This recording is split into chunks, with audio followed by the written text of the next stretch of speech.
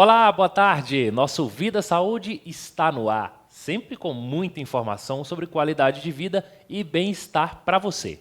Hoje voltamos a falar sobre a audição, que é tão importante aí para uma comunicação eficiente. E aqui com a gente a Graziele Aguilar, fonoaudióloga. Boa tarde, obrigado pelo seu retorno aqui ao nosso programa. Boa tarde, Rafa. Boa tarde, Débora.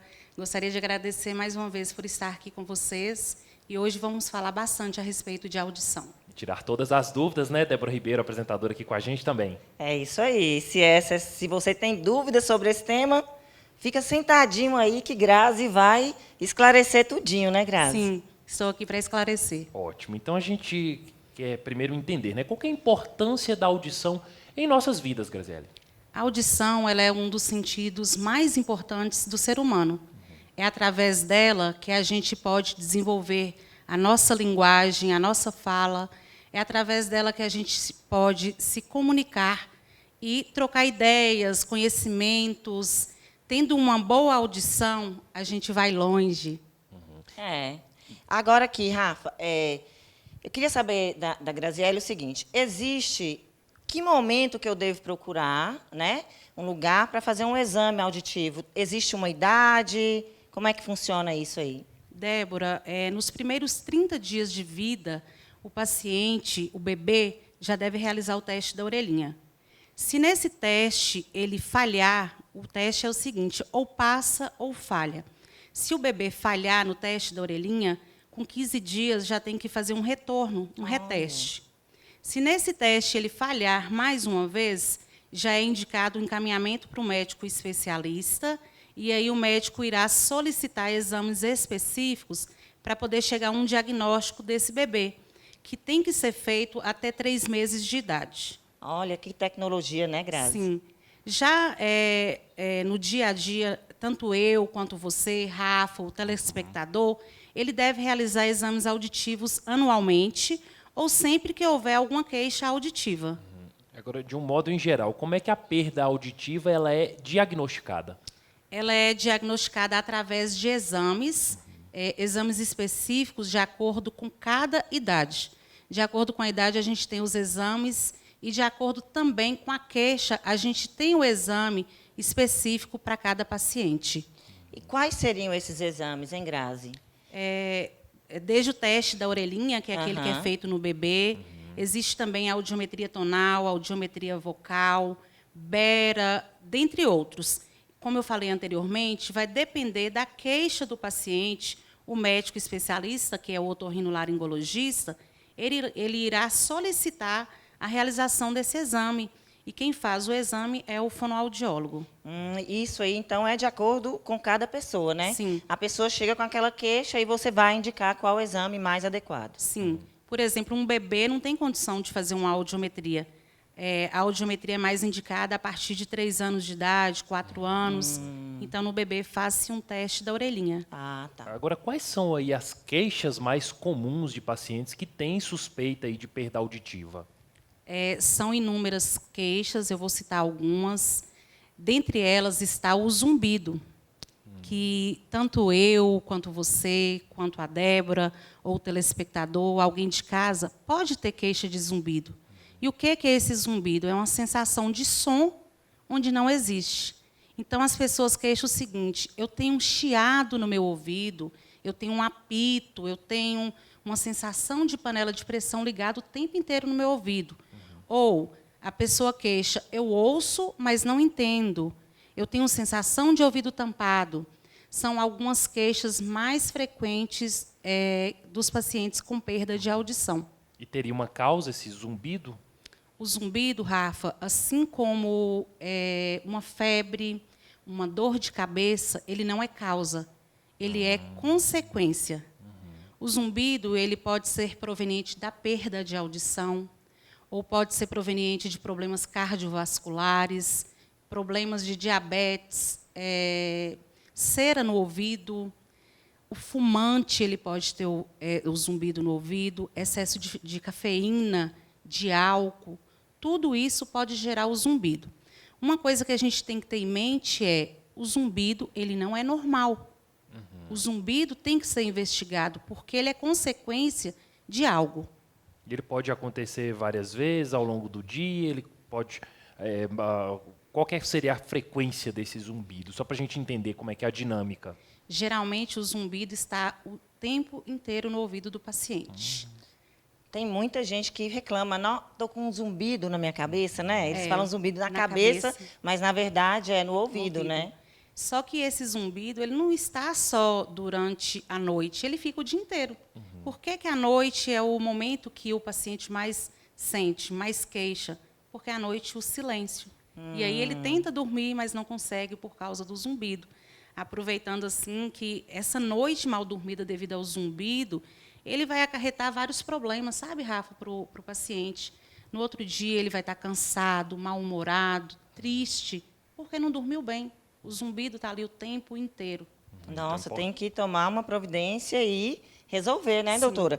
E pessoas, por exemplo, tem pessoas que, você sabe, que sofrem com depressão, elas acabam se isolando mais. Isso pode ser um sinal de uma perda auditiva também?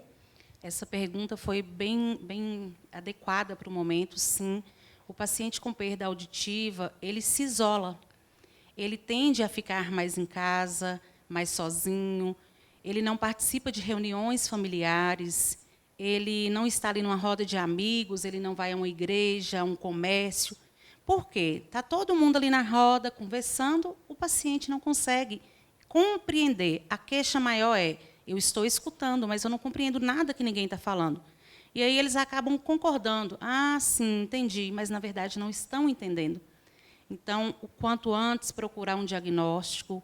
E também, aproveitando essa pergunta, uma das coisas que mais acontece com a perda auditiva é a perda auditiva, ela acelera os processos de demência. Quase ninguém sabe sobre isso. A demência ou o Alzheimer pode ser acelerado devido à perda auditiva. Então, o paciente precisa ouvir para que isso paralise. Depois nós vamos entender um pouco mais sobre as questões envolvendo a perda auditiva após o intervalo. A gente volta já já.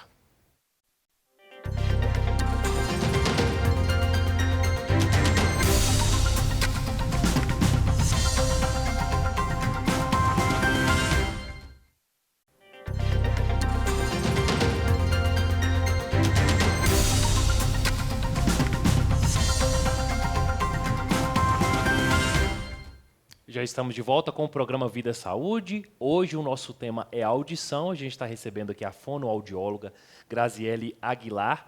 E no bloco anterior, né, a gente estava falando, né, sobre a questão das demências. Eu tive que interromper você para fazer o intervalo. Mas explica um pouquinho mais para a gente, né, sobre como que isso acelera o processo da perda auditiva. A privação do som, a pessoa com perda auditiva, ela fica mais, como ela fica mais na dela, mais quietinha, não participa das coisas. Um dos grandes fatores de desenvolvimento da demência hoje é conhecido que é a perda auditiva. O Alzheimer, a perda auditiva acelera esse processo do Alzheimer.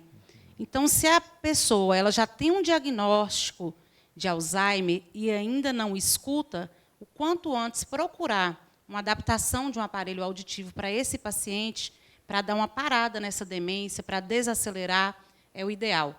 Olha, que interessante, né? Muito interessante. A gente não sabe dessas coisas tão importantes. O Alzheimer, hoje, a gente está ouvindo uns buchichos aí que já estão desenvolvendo uma cura, mas a gente não sabe. E que importante que a gente saber que esse processo auditivo pode acelerar esses processos de demência. E aí a gente vai falar de pandemia mais uma vez, que não tem como não falar, a gente ainda continua vivendo, mesmo que tenha se tornado uma endemia, a gente passou a usar máscara. Passamos a escutar menos. A máscara atrapalhou, ou é aquele processo que a gente faz a leitura labial, também para a gente ouvir. E aí, o que foi que aconteceu nesse momento aí, doutora? Então, os pacientes já tinham o problema auditivo e não sabiam. Eles faziam leitura labial. Colocou a máscara, tirou a leitura labial. E, a partir desse momento, muitos pacientes chegaram ao consultório. Parece que agora, na pandemia, aconteceu alguma coisa que eu não estou escutando bem. Olha. Só que não era, eles faziam leitura labial. E a máscara tirou a leitura. E aí, muitas pessoas procuram até hoje, achando que foi por causa da pandemia que desenvolveram a perda auditiva. Ou seja, potencializou esse Potencializou. diagnóstico, né? E essa percepção aí da perda auditiva. Agora, e o que fazer, né? Buscar o especialista aí para fazer todo o procedimento, né? Sim. O paciente ele sempre deve passar pelo médico especialista de ouvido, que é o médico otorrinolaringologista. Certo. Ele irá solicitar os exames adequados para cada paciente. E aí, esses exames, o fonoaudiólogo faz, e aí, após a realização do exame, a gente tem que ver qual será o melhor diagnóstico para esse paciente. Ô, doutora, e no caso desses diagnósticos, aí você vai saber, usa aparelho, não usa aparelho, as pessoas têm um receio de usar, porque eu acho que ele fica meio visível, tem gente até por conta da estética não quer usar. Como é que é? A indicação do aparelho, acontece muito essa indicação, ou você consegue trabalhar de uma outra maneira? Para o tratamento das perdas auditivas, existem alguns tipos de tratamento. Dentre eles, tem cirúrgico, medicamentoso, até uma limpeza de ouvido, às vezes, para aquele paciente que tem excesso de cera, é indicado. Quando indicado o paciente usar o aparelho auditivo, não tem outra coisa a ser feita a não ser usar.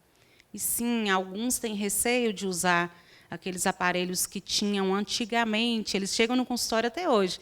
É aquele aparelho enorme, grande, não existe mais aqueles aparelhos. Já é menorzinho, né? A tecnologia é bem está aí, menor, né? a tecnologia está aí para isso. Existem aparelhos, hoje em dia, tão pequenos que não são visíveis por outras pessoas. É usado dentro do canal auditivo do paciente. Só que tudo isso a gente tem que levar em consideração o tipo de perda, o grau, se o paciente é idoso ou não. Porque imagina um idoso colocando um aparelhinho auditivo lá dentro do ouvido para ele tirar, ele não consegue. Não dá. Então, tudo a gente tem que levar em consideração. Por que é tão importante, né, depois de indicado o uso do aparelho, que o paciente faça definitivamente este uso, né? Qual que é a diferença isso na vida da pessoa? Após o diagnóstico da perda auditiva, se tem que usar aparelho, o paciente não tem por onde correr. A importância é porque ele vai estar sendo estimulado. O paciente que não ouvia com o aparelho auditivo vai voltar a ouvir. E, com isso, ele vai ter uma vida melhor, uma qualidade de vida melhor, ouvindo, participando da sua vida social, sendo estimulado mesmo sua audição. Porque, se ele não fizer isso, não tem outra forma de estimular. Ou seja, vai se relacionar bem melhor com todas as pessoas, né?